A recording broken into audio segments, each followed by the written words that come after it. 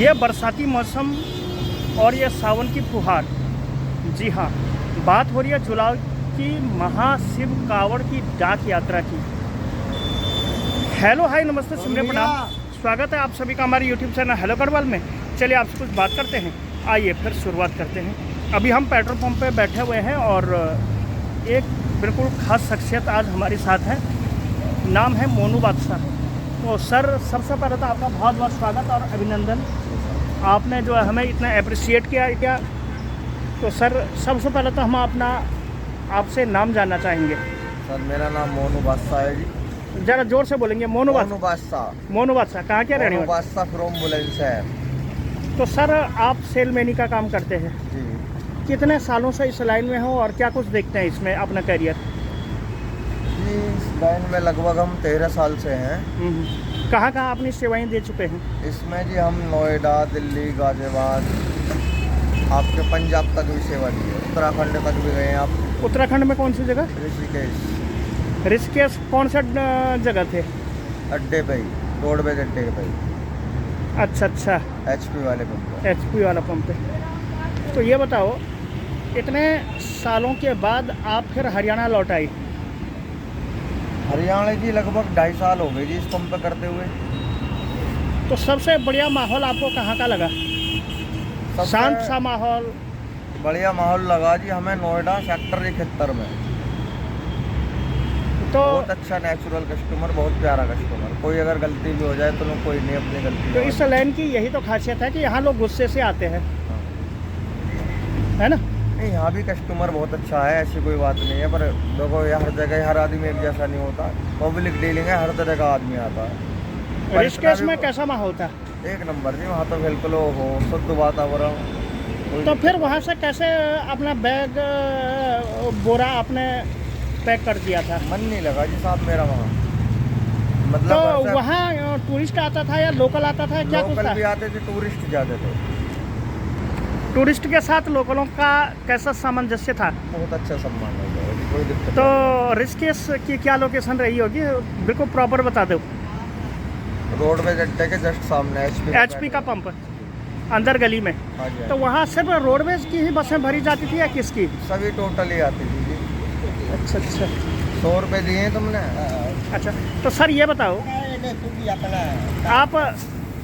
आप देश और दुनिया में कर दूंगा, आऊँगा ना। आप सेल्समैनों को आऊँगा। हाँ जी आप यार, ये इंटरव्यू की रेल माच उतवा दी पूरे इंटरव्यू की यार इन्होंने। आप कैसे देखते हो ये सारे प्रकरण को? क्या कुछ नया बदलाव आपने इतने सालों में देखा? सब बदलाव क्या जी, मैया रानी की कृपा है, सब पर बनी रहे।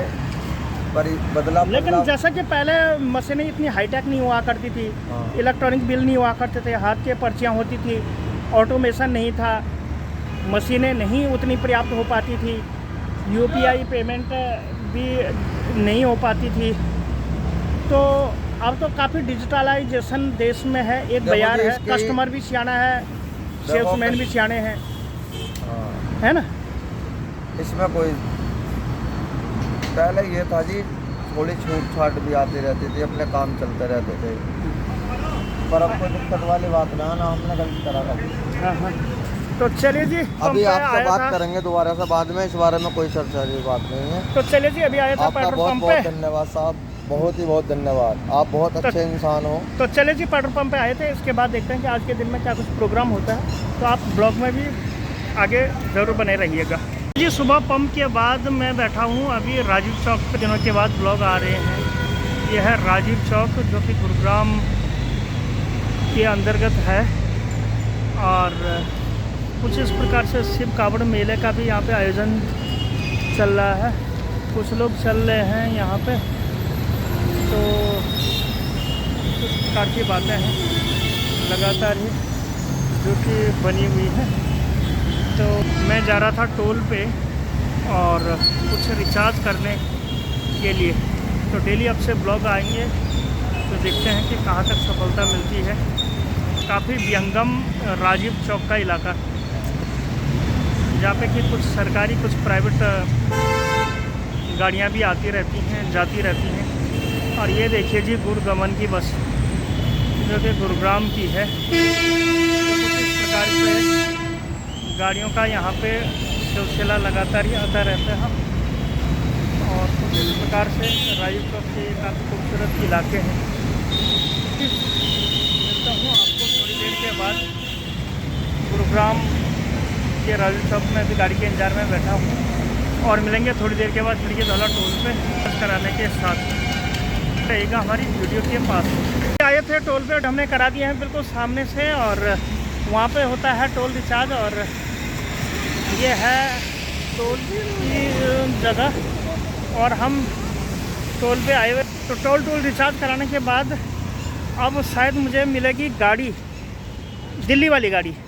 तो दिल्ली वाली गाड़ी में हम जो है जाएंगे देवेंद्र भैया के साथ, क्योंकि टोल का काम तो लगभग कंप्लीट आज का हो ही चुका है। तो अब क्या होगा कि अब होगा कल रिचार्ज। डेली जो है रिचार्ज कराने होते हैं। तो कुछ इस प्रकार से लगातार ही ये टोल की ही जगह है। टोल को रिचार्ज कराने के लिए हमें यहाँ पे आना ही होता है, क्योंकि बहुत सारी ट्रांसपोर्ट जगह तो उसकी सहकारिता में गाड़ियाँ हैं।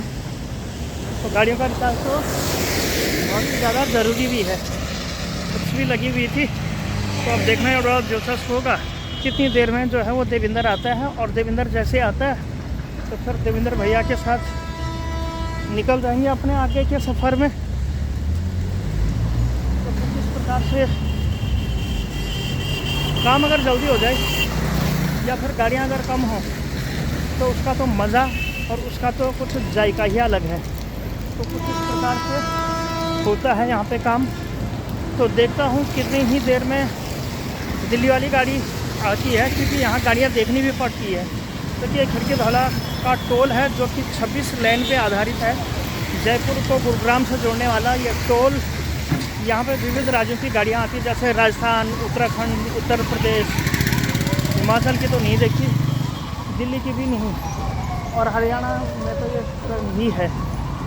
तो नहीं, एक छोटा सा बूथ दिखाई दे रहा है, उसी बूथ हमेशा की तरह और गाड़ी की इंतज़ार में बैठा हूँ।